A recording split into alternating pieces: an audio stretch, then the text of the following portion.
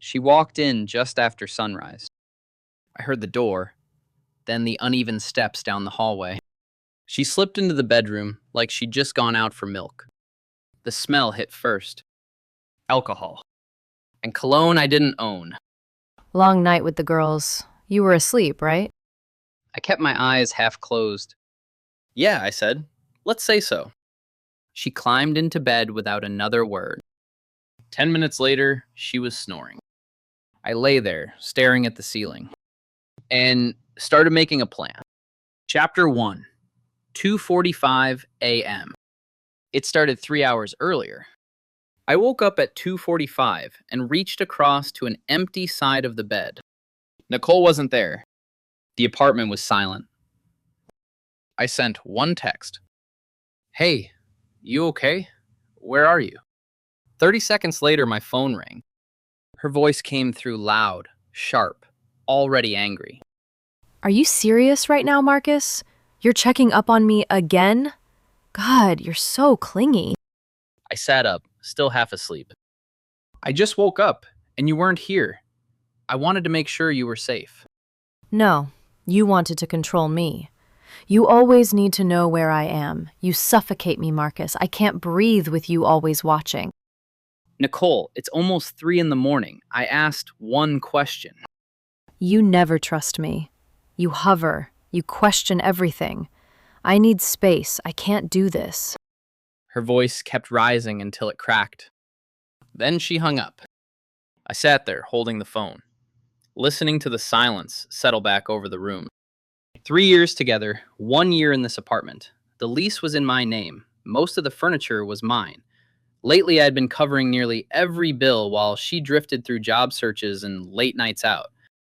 And now I was controlling. Because I asked where she was at 2:45 in the morning. Something inside me went quiet. Not broken. Quiet. Like a door closing without a sound. Chapter 2. The morning after. She stumbled in just after sunrise. I heard the door. The uneven steps. She slipped into the bedroom like she'd simply gone out for milk. The smell hit first. Alcohol mixed with a cologne I didn't own. Strong. Recent. Long night with the girls. You were asleep, right? I kept my eyes half closed. Yeah, let's say so. She climbed in without another word. 10 minutes later, snoring. I lay there staring at the wall, cataloging everything. The smell, the timing, the tone on the phone. She'd screamed that I was clingy because I asked if she was safe. That wasn't normal frustration. That was someone deflecting, hard. I didn't confront her. I didn't ask questions. Questions only feed a liar. Later that morning, she woke up like nothing happened. Made coffee, hummed a tune, kissed my cheek. Her phone buzzed nonstop. Every time I glanced over, she tilted the screen away. I worked from home that day. Not from my job. I reviewed everything quietly. Bank accounts, the lease, fully in my name. Furniture, all bought before she moved in. Shared expenses, mostly covered by me. Then I found something I hadn't paid attention to before. A credit card statement, a card I rarely used.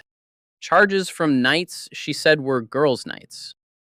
Late night ride services, hotel bars, and a boutique hotel not far from downtown. Checked in at 11 p.m. Checked out at 6 a.m. I didn't feel angry. I didn't feel sad. I felt done. Chapter 3. What was happening on those nights? I pieced it together later, some from the card statements, some from things Jake told me after, some from a conversation Nicole had on speakerphone once when she thought I was in the shower. His name was Tyler. They'd met through a mutual friend. Started as texting, moved to drinks, moved to the boutique hotel downtown on nights she told me she was out with the girls. He doesn't suspect anything. You sure? You said he texts constantly. He texts because he's insecure. I handle it. He thinks I'm just out with friends. And he just accepts that? He doesn't have a choice. If he pushes, I push back harder. Works every time. It had been going on for 4 months. 4 months of hotel rooms and girls' nights and cologne I didn't own, coming home on her clothes at 6 in the morning. 4 months of me asking one question and being told I was suffocating her. I sat with the credit card statement for a long time. Then I picked up the phone. Chapter 4. The Plan. 3 calls. First, my boss, Brian. Mind if I work remotely a few days? Take whatever you need. You sound tired. Second, Jake. I might need your truck soon. That bad? Yeah. You say the day. I'll be there. Third, Rachel. A lawyer a friend had recommended. I kept it short. She gave me clear advice. Secure documents. Move belongings quietly. Keep it clean. By the end of that day, the plan was set. No fights, no drama, just an exit. Chapter 5. Saturday morning. By Saturday, the gap between us felt like a canyon. Nicole had stayed out again the night before. Slipped into bed around 5 in the morning, mumbling something about her phone dying and losing track of time. She passed out instantly. I watched her for a moment. Not with bitterness, just clarity. She wasn't the woman I met 3 years ago, and I wasn't the man who kept trying to believe her excuses. At 9, I sent one text to Jake. Ready. He pulled up 30 minutes later with his truck, knocking lightly so he wouldn't wake her. When I opened the door, he looked past me, saw the packed bags, and just nodded. No questions. Let's move. We worked fast and quiet. My clothes, tools, laptop, documents, the furniture I owned long before Nicole moved in. I left her things untouched, her personal items, the decorations she insisted on buying, even the couch she said she hated but never wanted replaced. I moved my savings into a new account, canceled the shared streaming services tied to my cards, scheduled the utilities to shut off at the end of the month. Then I wrote a short note and left it on the kitchen table. Nicole, this isn't working. I'm moving out today. The lease ends next month, and the landlord already knows I'm leaving. You can stay until the end of the term. If you need anything clarified, text or email. Marcus. No anger, no insults, just facts. Before we rolled the last box out, I stepped back into the bedroom. Nicole was still asleep, breathing heavily, completely unaware that the ground beneath her life was shifting. I walked out without a sound. We loaded everything into the truck and tied it down. You good? I will be. On the way out of the city, I stopped at a phone store and changed my number. Deleted Nicole from everything. Blocked her on every platform. By evening, I was on the road to a new city where an old job offer was waiting. I called the hiring manager. If you still want the position, we can start you in 2 weeks. Perfect, I said. And that was it. Chapter 6. 2 years later. 2 years passed without a single word from Nicole. Not a call, not an email, not a forwarded piece of mail. I worked, trained, slept, lived on my own terms. Nothing dramatic, nothing chaotic, just structure, peace. Then one Tuesday afternoon, a chair scraped across from me at my usual coffee shop. Well, this is where you disappeared to. I looked up. Nicole. She looked different, tired around the eyes, makeup heavier than she used to wear. But she still carried that same sharp confidence, like every room was supposed to rearrange itself around her. I closed my laptop slowly. How did you find me? You really think you can vanish? A mutual friend mentioned you moved out here. Took some digging. I didn't ask which friend. You left without warning. You made me look insane. Everyone thought I drove you off. I left because it wasn't working. We need to talk. There's nothing left to talk about. Yes, there is. Her voice changed, quieter, heavier. You walked out when I was pregnant, Marcus. I didn't know how to tell you. I tried to handle it myself. But our daughter, Emma, she deserves to know you. She's a year and a half. I sat back, didn't react. Not outside, anyway. If that's true, I said, why didn't you reach out? Lawyer, email, anything.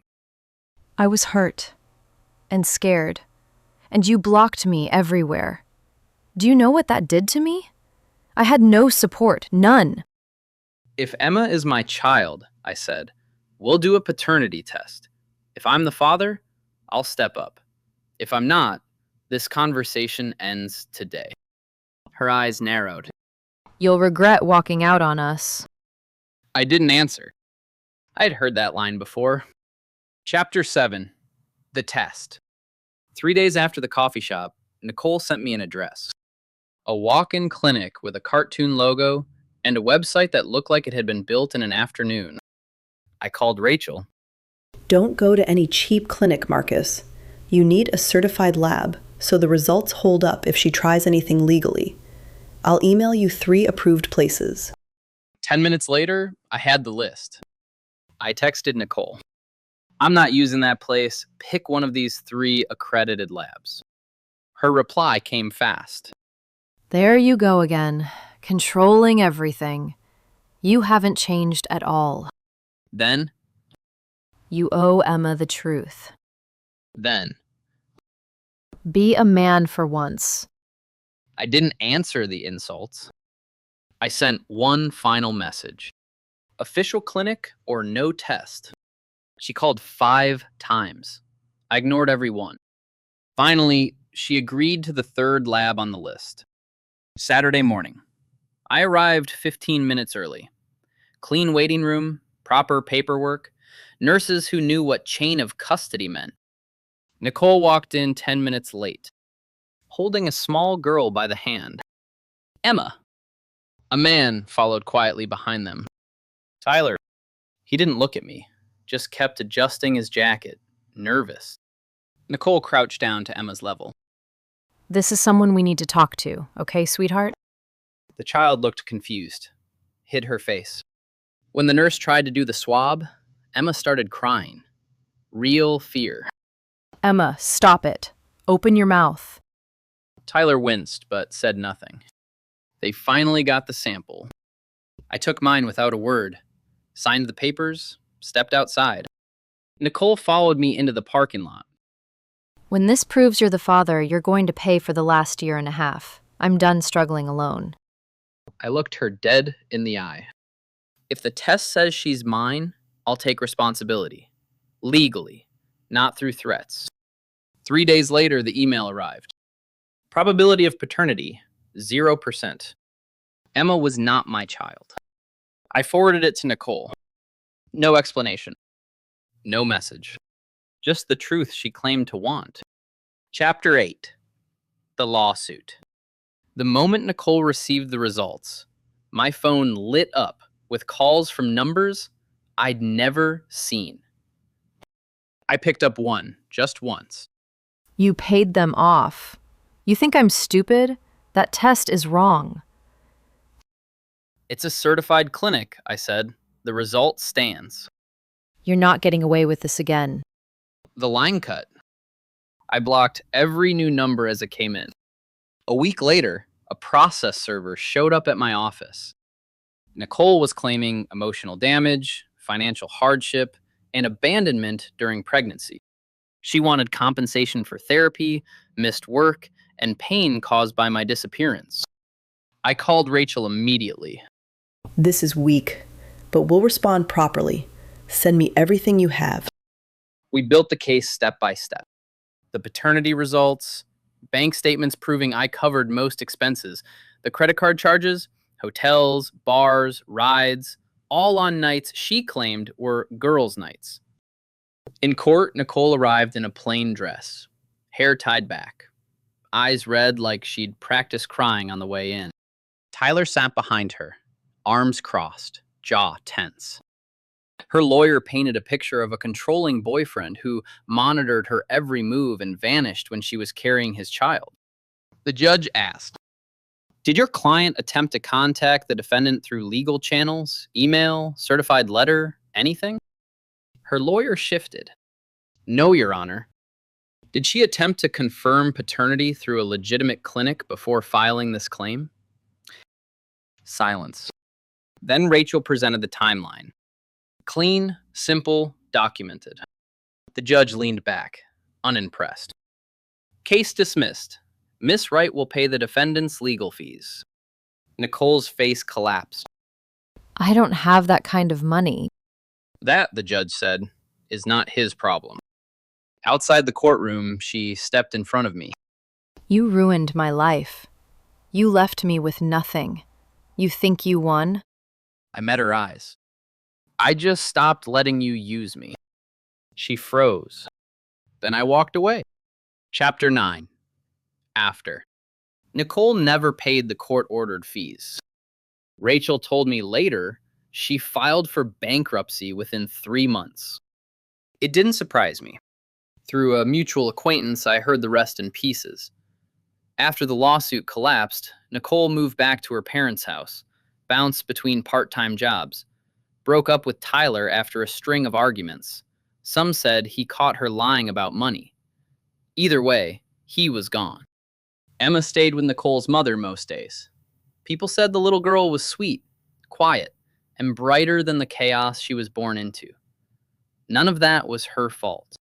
My own life stayed quiet. I kept my number private, stayed off social media, except for a small account with a handful of people I trusted. Worked, trained, went home. Then I met Sophie. Calm, steady, kind. Nothing loud, nothing chaotic.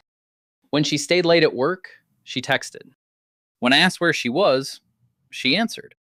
Simple. One night at 2:30 in the morning, my phone buzzed. A message from Sophie. Wrapping up with the team. Got a ride home. Be there soon. Miss you. I put the phone down and stared into the dark, remembering that night years ago when Nicole had screamed that I was clingy for asking the same question. I understood it now. I wasn't controlling. She was hiding. And when she demanded space, I finally gave it to her.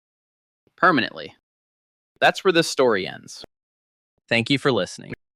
If this one stayed with you, subscribe, leave a like, and turn on notifications. See you in the next one.